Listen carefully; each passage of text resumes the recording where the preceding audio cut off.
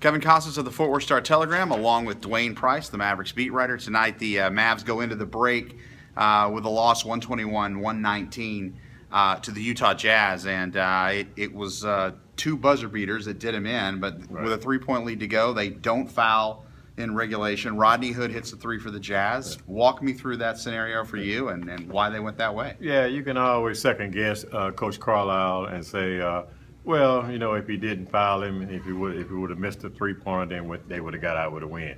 But me being a coach and me knowing math the way I know math, 3 can tie you, 2 you can't tie you, it can't beat you. That 3 tied the game, it's into overtime, and as you know, the Jazz took off from there. And Gordon Hayward, I mean, what can you say about him to make that 17-footer at the buzzer to beat the Mavs? Very disappointing loss for the Mavs.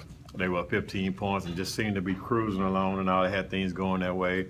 And next thing you know, in the fourth quarter, it all fell apart, and it completely fell apart in overtime. The Mavs just 3 games above 500 here going into the All-Star break. For the Jazz, that's a 7th straight win. They've pulled now ahead above 500 as we get ready here for the NBA All-Star game.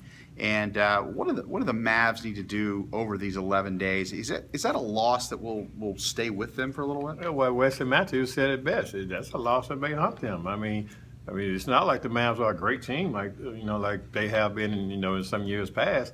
I mean, this is a loss that when the playoff invitations are handed out, they can look back at this and say, hey, we blew this one. This is where we missed out on the playoffs. So right now, they're sitting there with a 15-11 home record. And right off the top of my head, I could think about 6 of those they should have won. So if you turn that around, 6 more wins, they could be sitting pretty. Put it to this way, right now they're 29-26.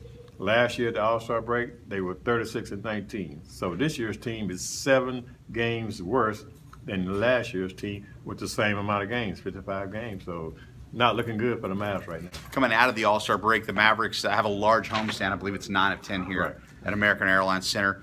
How important is that stretch here, considering what you just said? Yeah, but if they got 9 out of 10 at home and they 15-11 at home right now, so it doesn't mean anything. They can't win at home. I mean, here I am thinking last Saturday after they lost at home to San Antonio by 26 points. It wasn't even that close. They go to Memphis. You think they're going to get their butt kicked, but they win at Memphis 114 and 110 in overtime. So if I'm a Mavs fan, I don't want to play at home. I want to play on the road because they do better on the road. For some reason, they get discombobulated in the head. I don't know if it's stuff going on at home or whatever. Maybe Mark Cuban need to put this team in a hotel the night before a home game so they can assimilate being on the road. A guy that's assimilated well now, Chandler Parsons, another game high, 24 points tonight. D-Will has 23, and Dirk has 17. Also, Wes Matthews has 16, and Felton comes off the bench for 17. They're scoring. Yeah, they got enough points to win the game. I mean, if you get 119 points, they had 110 in regulation, you got to win that game. So the defense just broke down. It really, really did, and it's unfortunate because this was a game they really, really needed. Now they've lost 4 out of their last 5. And they're going in the wrong direction. You're supposed to be going in north, not south. They're going headed south right now. Speaking of headed south, that's Dwain Price, Mavericks beat writer. He's headed to the All-Star game, and I'm Kevin Costas from the Star-Telegram. Thanks a lot for watching. We'll see you next time.